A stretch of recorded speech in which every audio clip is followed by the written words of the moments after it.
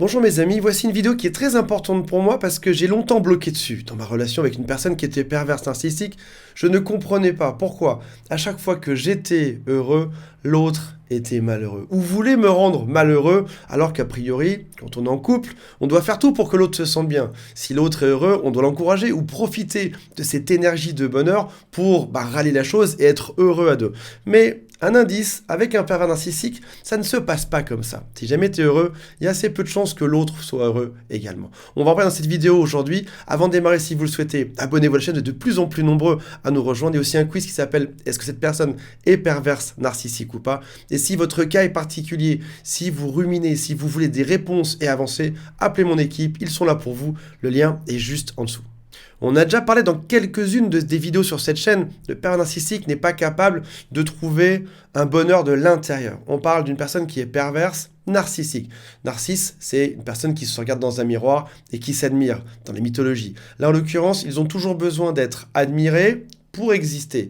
Ils ont besoin d'être regardés, d'être flattés, et c'est ça qui va créer leur bonheur. Donc, ils cherchent leur bonheur à l'extérieur. Si personne ne les regarde, ils vont être tristes. Admettons que ce soit un peu comme un acteur ou un comédien qui irait sur scène. Si jamais il n'y a personne dans la salle, le comédien sera triste. Là, dans un autre domaine, si ton pervers narcissique n'a pas une foule de personnes qui l'encouragent au quotidien, il va être extrêmement triste. Donc, tout vient de l'extérieur et surtout, il est dans une espèce de mise en comparaison permanente. C'est-à-dire qu'en gros, il doit toujours se sentir le meilleur, il veut toujours qu'on lui rappelle qu'il est le meilleur. Ça veut dire qu'en gros, il se sent au-dessus et il a l'impression que tout le monde est en dessous de lui.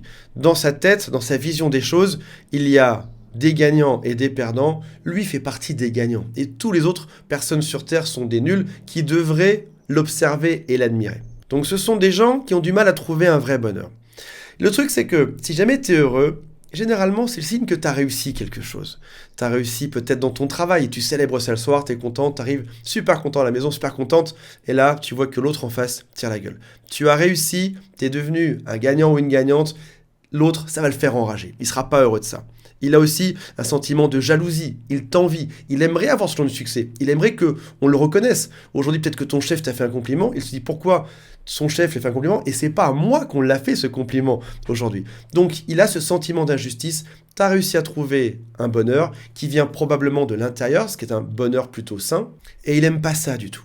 Rappelons qu'une personne saine serait capable par exemple d'aller se balader dans la forêt pendant 1 heure, de respirer les bonnes odeurs du bois, des sous-bois, de la terre, des arbres, des feuilles, et être heureux par rapport à ça. T'as pas besoin qu'on t'admire en permanence pour être heureux. Ça fait plaisir d'être admiré, mais t'as pas besoin que de l'extérieur pour être heureux. Tu peux trouver des ressources à l'intérieur. Et le pervers narcissique ne sait pas faire ça.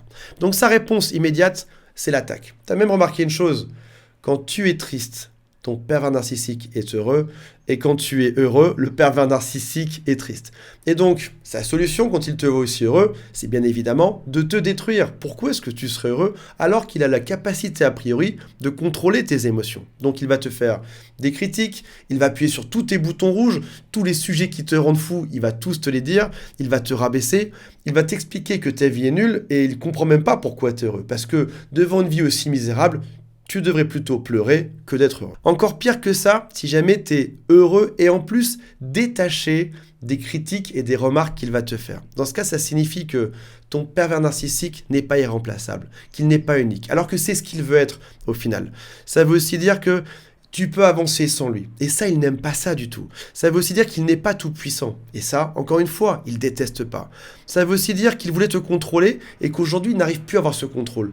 Tu es heureux et détaché et quoi qu'il dise, il ne peut rien y faire. Ça lui rappelle que lui n'est pas heureux, il n'est pas spécial, il n'est pas particulier, il ne te contrôle plus. Et ça, c'est un échec qui va lui rappeler son vide intérieur. La chose la plus étrange que vous avez peut-être vue ou que vous avez peut-être expérimenté, c'est après la rupture amoureuse. La comparaison continue. Il peut t'envoyer des SMS pour te rappeler la vie géniale qu'il a. Oh, tu devineras pas ce que j'ai fait hier. J'ai été avec tel type de personne, j'ai fait tel type de choses. C'était tellement génial, tellement énorme. Et si jamais tu n'es plus en contact, il peut le dire à plein d'autres gens en espérant qu'on va te le répéter. Parce qu'il veut bien te faire comprendre une chose, c'est que lui a une vie géniale, il est supérieur et il veut te rabaisser en permanence. Ça peut même durer des mois ou des années après la rupture amoureuse.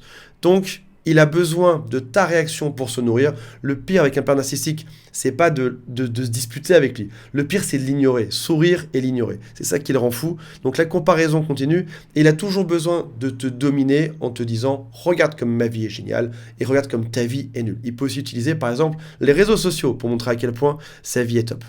On se rappelle que dans un couple sain, on souhaite que l'autre soit heureux. Bien évidemment, on veut être heureux à deux, on veut avancer dans le même sens. Mais là, ton père narcissique, c'est pas vraiment ça. C'est un peu comme si vous étiez à deux sur un bateau, sur une petite embarcation, toi tu pagaies, et lui qu'est-ce qu'il fait? Il jette l'ancre pour te ralentir au maximum, ou il te perce des trous dans la coque pour te critiquer de ne pas avoir réparé les trous par la suite. Donc ça veut dire que tu n'es pas avec une personne qui va dans la même direction que toi. Et aujourd'hui, ce qu'il faut faire bien évidemment, c'est s'entourer de personnes qui sont heureuses de votre bonheur, bien évidemment, et qui vous encouragent, qui vous applaudissent quand vous êtes heureux. C'est-à-dire s'entourer de gens qui veulent que vous soyez bien dans votre vie, qui n'ont pas de jalousie par rapport à ça. Vous l'avez compris, mieux vaut éviter de traîner proche des pervers narcissiques. Si vous le souhaitez, abonnez-vous à la chaîne. Il y a le quiz en dessous qui s'appelle « Est-ce que cette personne est perverse narcissique ou pas ?» Et toute mon équipe qui vous attend. Le lien pour prendre rendez-vous est juste en dessous. Salut à tous, bye.